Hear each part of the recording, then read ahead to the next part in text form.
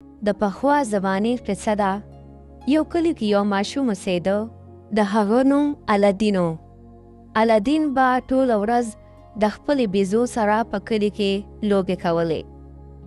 او د الادین پلار به په کلي کې د کپړې کاروبار کولو. وخت تېرېده. الادین چې د 12 کاله شو نو د هغه پلار مړ شو. الادین به ډېر خپه و او پلار به یې ډېر یادولو. مورې ته مه خپه کېږه. د پلار دوکان ته به د نن نه پس زه کار لزم. او د هغې نه پس الادین په ډېر کم عمر کې د پلار کاروبار سنبال که. یو ورځ الادین دوکان کې لګیا و. کار یې کولو چې یو ناشنا سړی راوی. سلام علیکم بچی. وعلیکم السلام. تاسو مو نه پیژندې؟ تاسو څوک یې؟ بچی زه ستا تریم د کلي نه بهر تلوم اوس راغلم. ها کاکا چای بس کې که شربتو راځه کښېنه. نه بچی کښېنم نه، خو تا زه یو پټ ځای ته بوځم او هلته کې خزانه ده. ها خزانه؟ کوم ځای ده؟ راځه چې لاړ شو. او د هغې نه پس هغه سړي الادین د ځان سره یو خوشي میدان او صحرا ته بوته. بچی دا هغه ځای دی، دلته کې خزانه پټه ده، خو ته داسې وکړه اول لږ لرګي راوړه چې اور بل کړو. الادین لاړ شي، یو څو لرګي راوړي او اور بل کړي. هغه سړی په اور کې څه پوډر واچوي او په خوله باندې څه ووایي چې اچانک د هغې اور په ځای د ځمکې نه یو غټ کاڼی راوځي او په هغې کاڼي د پاسه یو شنه ګوتمه پرته وي. کاکا زه خو یریږم، داسې دي. یریږه ما، د دې کاڼي لاندې خزانه ده. زه چې درته څه ویم هغه شان کوه. دا ګوتمه واخله او په ګوته واچوه. الادین چې کله هغه ګوتمه په ګوته کې نو اچانک هغه کاڼی د خپل ځای نه اخوا شي او لاندې یو غټ غار کولو شي چې هغې ته لاندې پوڼې کوشوي وي. بچی دې غار ته به دننه لاړ شي، خو سله به ګوتې ولینه ور بیا به مړ شي. دې غار کې چې مخکې لاړ شي هلته یو ډیوه پرته ده، د هغې نه به تیل لر کړي او هغه ډیوه به ماله راورسې او دا ګوتمه چې تا سره ده دا به ستا د هر څه نه حفاظت کوي. او د هغې نه پس الادین هغې غار ته دننه لاړ شي. په غار کې دننه یو ډېر غټ باغ او ډېر خشته خشته میوې لګېدلې وي. واه څومره خسته میوې دي. وړکه چې لږې ترې وخورم وږې شوې یم. الادین چې کله د اونې نه یو سیو راکټ کړي نو د هغې نه هیره جوړه شي. واو دې نه خو خیره جوړه شوه. او د هغې نه پس الادین د هغې اونې نه یو میوه راکټ کوي، د هغې نه هیره جوړیږي او د دې ټولو هیرو نه یو بورې ډکه کړي. الادین چې لږ مخکې لاړ شي نو هغه ته هغه ډیوه هم ملو شي. د هغې نه هغه تیل لړ کړي او هغه ډیوه هم د ځان سره کړي او واپس د غار طرف ته لاړ شي. خو د الادین سره د خیرو نه ډکه بورې وي چې د هغې د وجې هغه واپس بره نشي ختې. او الادین هغې سړي ته اواز کړي چې ته هم لاندې راکوشه او دواړه به په شریکه دا هیرې او ډیوه بره وهیجو.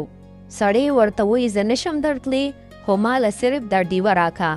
خو الادین ورته وایي چې ما سره بورې ده او زه بره نشم درختې، ډیوه نشم درکولی. سړی غوسه شي او کاڼی واپس د غار په خوله کېږدي او الادین دننه ګیر شي. دغسې 2 ورځې تېرې شي. الادین په غار کې ګیر وي او د وتو لار ورته نه میلاویږي.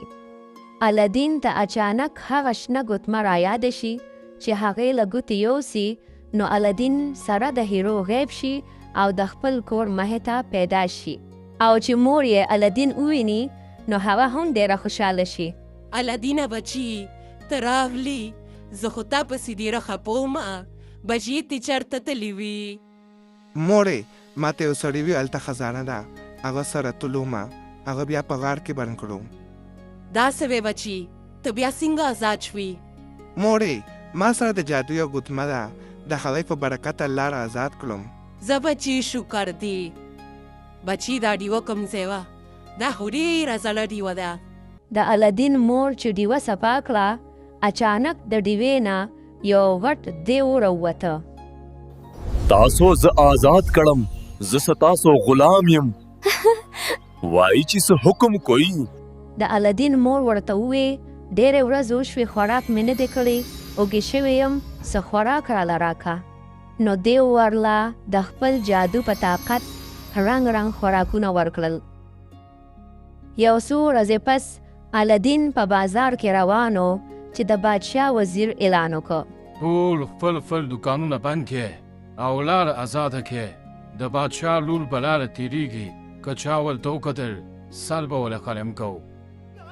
او د هغې نه پس ټولو خلکو خپل دوکانونه بند کړل. هو د بادشاه لور، نن خو به دا ضرور وینم. او دغسې الادین په بازار کې پټ شو چې د بادشاه لور وویني. لږ ساعت پس یې د بادشاه لور په لاره تېروله چې الادین ولیده، نو د بادشاه لور دومره خشته وه چې هغه پې زړه بیله. الادین په ټول عمر کې دومره خشته جینۍ نه وه لیدلې او په منډه د کور طرف ته لاړه. مورې ما د بادشاه لور لیده، سمه خشته وه. د بادشاه لور کوم ځای وه بچي؟ مور یې هلته بازار کې روانه وه، زما سمه خوښه شوه. زه به د بادشاه د لور سره اوس واده کوم. یاره بچي د بادشاه لور سره؟ چرته مونږ غریبانان او چرته هغه د بادشاه لور؟ مور یې هغه کومې خیرې چې مې راوړې وي د هغې نه یو څو خیرې ورله یوسه او زما دپاره یې وغواړه. زه بچي ټیک ته سبا به ورشم. او مور یې د شپې د هغه خیرو نه یو څو هیرې د ځان سره کړې او په سبا باندې د بادشاه محل ته لاړه. السلام علیکم. وعلیکم السلام. بادشاه سلامت، یو خبره کول غواړم خو یاریږم. یاریږه وایه څه ویل غواړې؟ زما زوی ستا د لور سره واده کول غواړي. زه ستاسو د لور رشتې له راولم. ها چېرته زما لور او چېرته ستاسو زوی؟ دا نشي کېدی. او دې کپله کې در سره څه دي؟ ته راښکاره که. دا مې تاسو له په تحفه کې یو څو خیرې راوړې دي.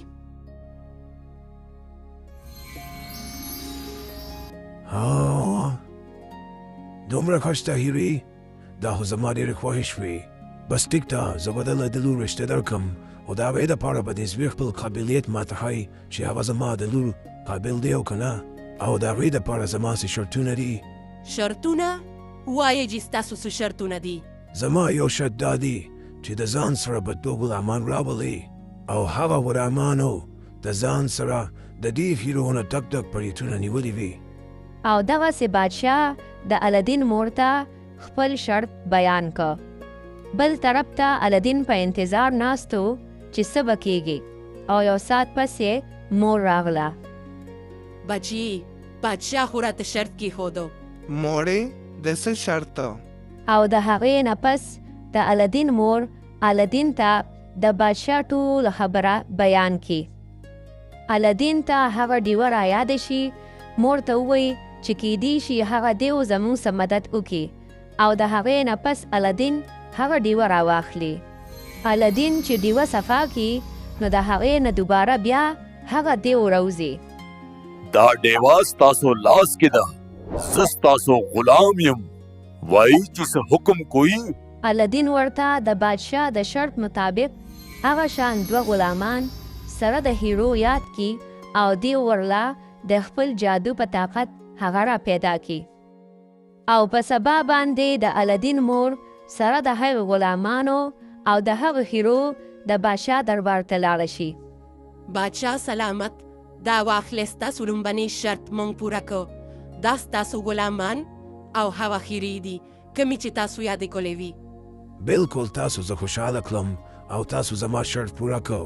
خو زما یو بل شرط هم دی. زما لور په محل کې د اوسېدو عادت ده. زوی ته دې وایه چې اول یو غټ محل جوړ کړه، نو بیا راشه زما لور به ورته زه واده کړم. او د الادین مور د شپې الادین ته د بادشاه دویم شرط هم بیان کی او الادین یو ځل بیا هغه ډیوه واخلي، یو غټ میدان ته لاړ شي، هغه ډیوه چې صفا کی د هغې نه هغه دیو بیا راوځي. دا چراغ ستا لاس کې دی او زه ستا غلام یم. وایه چې څه حکم کوي؟ زما دپاره یو غټ محل جوړ کا. بالکل چې څنګه تاسو غواړئ.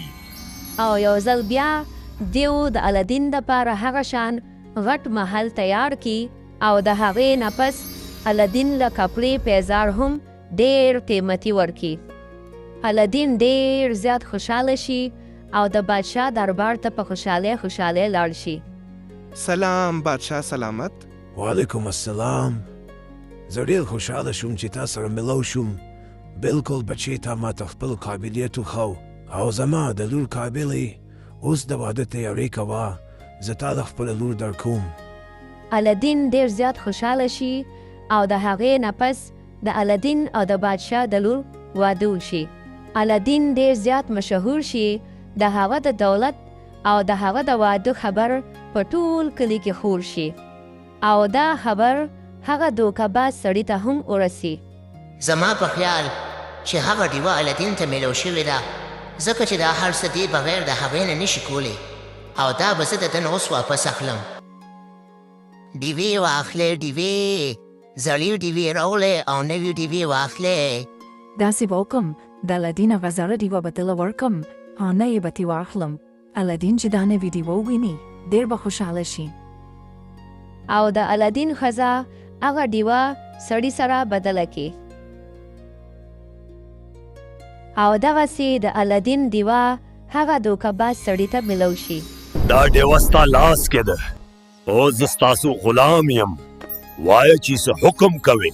داسې وکړه چې دا محل سره د بادشاه د لور د دې ځای نه غیب کا او چېرته لرې په صحرا کې یې پیدا کا چې هغه ځای چاته هم نه وي معلوم. او دیو د الدین محل سره د بادشاه د لور غیب کی او په صحرا کې چرته خوشي میدان کې پیدا کی.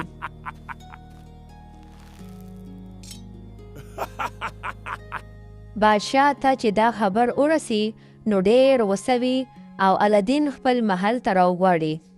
الدینه ستا د جادو د وجې نن زما لور غیبه ده. تا له 4 ورځې مهلت درکوم. په 4 ورځو کې به زما لور پیدا کړي او که 4 ورځو کې زما لور پیدا نه شوه نو سر به درنه پلم کم. او دغسې 3 ورځې تېرې شي. الدین په کلي کې کوڅه په کوڅه ګرځي خو د بادشاه لور پیدا نشي. او اچانک الدین ته هغه خپله شنه ګوتمه رایاده شي چې د هغې په مدد سره الدین هغه محل ته ورسي. محل کې چې الدین خپله ښځه وویني ډېر خوشحاله شي. الدینه ښه ده چې راغلې. زه تا پسې ډېره زیاته خفه وم. او د هغې نه پس د الدین ښځه الدین ته ټوله قصه بیان کی. الدین په ټوله قصه پوه شي او ښځې ته غوږ کې پټ پټ خپل پلان بیان کی. چې کله شپه شي هغه دوکه‌باز سړی محل ته راشي. وایي ښه ده چې راغلې.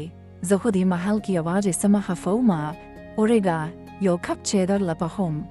د دې ورځ خو ما انتظار کوو چې کله به زه د ستا د لاس چای څکم. ورشه یو پیاله چای راله راوړه. هو درېږه چې سم چل در سره وکړم.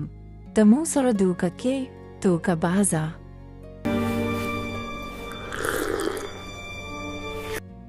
وایي په ما خو داسې سر ګرځي چې دا ولې وایي. او دغسې دا د الدین او د هغه د ښځې پلان وي. الدین راشي د هغه نه واپس خپله ډیوه واخلي. ډیوه ستا لاس کې دی او زه ستا غلام یم. وایه چې څه حکم کوې. بس دا سړی د دې ځای نه غیب کا او د غرونو نه پناه کا چېرته یو لرې ځنګل ته بوځه.